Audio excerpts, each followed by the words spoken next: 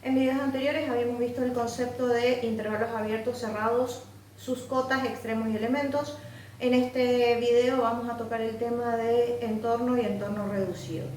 Vamos a ir simultáneamente comparando ambos casos y dando la definición de ellos desde el punto de vista analítico y geométrico. Para que un intervalo sea considerado un entorno, necesita tener dos características o cumplir dos características. Ser abierto, es decir, que no tenga sus extremos incluidos en el conjunto, y ser acotado. Para que un conjunto sea acotado debe tener cotas superiores e inferiores. Como ustedes pueden ver en este gráfico, tenemos un intervalo abierto porque no están incluidos sus extremos en el conjunto, posee cotas inferiores y posee cotas superiores. ¿Por qué aún no he puesto los nombres? Habitualmente nosotros los intervalos los poníamos como extremo inferior A y extremo superior B. Pero en este caso en particular, para poder hacer la definición de entorno, vamos a necesitar incluir en nuestro gráfico dos elementos muy importantes. Por un lado, el centro. ¿A qué se llama centro del entorno? Justamente al punto medio. El punto medio de nuestro intervalo, como podemos ver, aproximadamente se encuentra acá. Ese punto medio habitualmente se lo denomina con la letra C, es el punto medio del intervalo. Y el otro elemento muy importante que necesitamos para nuestra definición es lo que nosotros llamamos semiamplitud. La amplitud de un intervalo está dado por la distancia que existe entre ambos extremos. Si yo calculo la distancia solamente de la mitad de dicho intervalo, es lo que nosotros denominamos semiamplitud, y esa semiamplitud la denotamos con la letra delta, la letra griega delta, con el cual nosotros vamos a identificar a esa semiamplitud. Por lo tanto, si yo pudiera identificar el centro, ¿qué denominación podríamos darle al extremo superior? Pues bien, si la distancia que existe entre el centro y el extremo superior está dado por delta, yo podría denominar al extremo superior como C más delta. De igual manera, el extremo inferior, si la distancia que existe entre el extremo inferior y el centro es delta, podríamos denominar al extremo inferior como C menos delta. De esta manera estaríamos nombrando al intervalo, que es un entorno también, como el intervalo que va de C menos delta a C más delta. Y de ahí viene la denominación de entorno. Nosotros vamos a llamar entorno con la letra imprenta mayúscula E. Entre paréntesis vamos a identificar su centro y su semiamplitud o radio, y va a estar dada por todos los números reales, es decir, van a ser todos los x tal que x pertenece al conjunto de los números reales.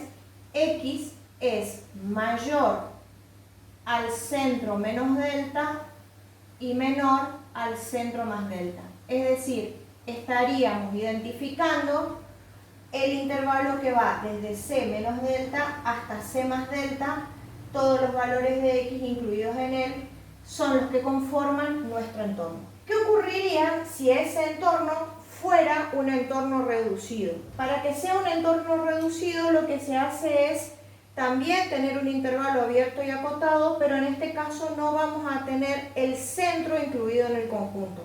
Es decir, si seguimos usando la misma notación, nosotros sabemos que al centro lo denominábamos con la letra C, el extremo superior va a ser C más delta, el extremo inferior va a ser C menos delta, la distancia entre el centro y uno de sus extremos va a ser justamente la semiamplitud o radio, pero como ahora nuestro conjunto no incluye el centro y por eso recibe el nombre de entorno reducido, siguiendo con la misma notación, vamos a tener que el entorno reducido de centro C y radio delta, fíjense que la definición en lo único que cambia es que el entorno se lo escribíamos de esta manera. Para diferenciarlo con el entorno reducido es una comilla o un apóstrofe. En algunos libros también se puede encontrar como un asterisco en el superíndice para diferenciar del entorno el entorno reducido.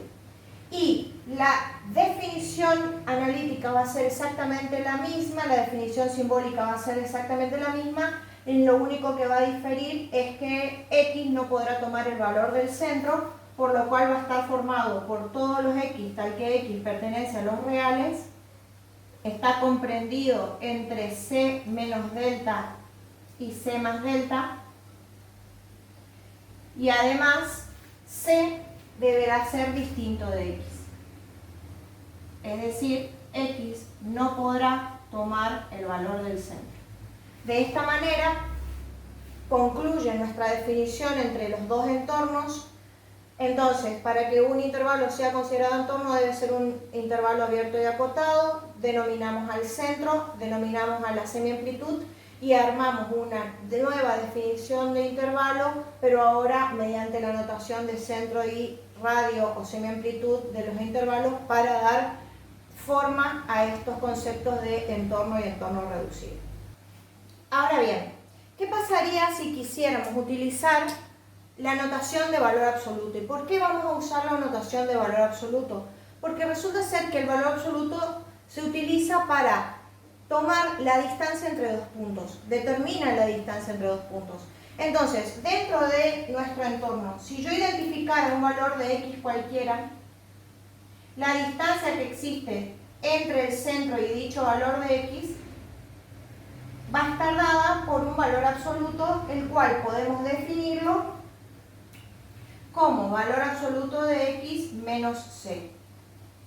Entonces, este valor absoluto, ¿qué es lo que determina? La distancia de cualquier valor de X al centro, cualquier valor de X al centro. Y como nosotros tenemos como distancia máxima al centro, se encuentran los extremos superior e inferior, y esa distancia es el valor de la semiamplitud o radio, sabemos que la distancia de cualquier X al centro nunca podrá ser superior a ese delta. Eso significa que siempre será menor, no puede ser igual porque es un intervalo abierto, no incluye los extremos en el conjunto, por lo tanto siempre será X menos C menor a delta. Y esto conforma un nuevo concepto o una nueva forma de definir un entorno, el cual el entorno de centro C y radio delta va a estar formado por todos los X, tal que X menos C menor a delta podemos definir también de esa manera un entorno. Y si fuera un entorno reducido, con la misma notación,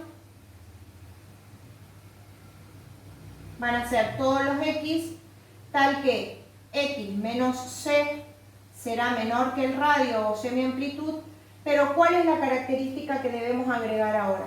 Como nosotros debíamos eliminar el centro del conjunto, ¿de qué manera yo a esta notación podríamos establecer que el centro no pertenezca al conjunto?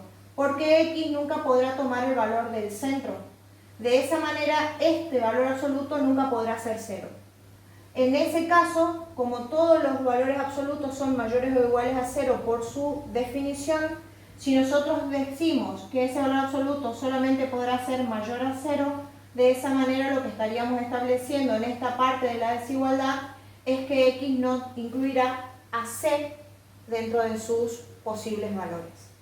De esta manera entonces también tenemos otra manera de definir entorno y entorno reducido mediante la simbología del valor absoluto.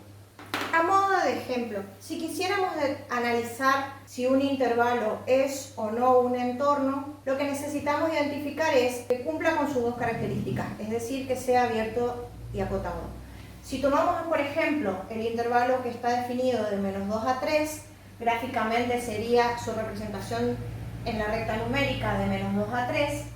En este caso, es un intervalo abierto porque no incluye a sus extremos en el conjunto y además posee cotas superiores y cotas inferiores. Si quisiéramos definirlo analíticamente como un entorno, necesitamos identificar los valores que toman el centro y su semiamplitud. ¿De qué manera nosotros podemos ubicar el centro?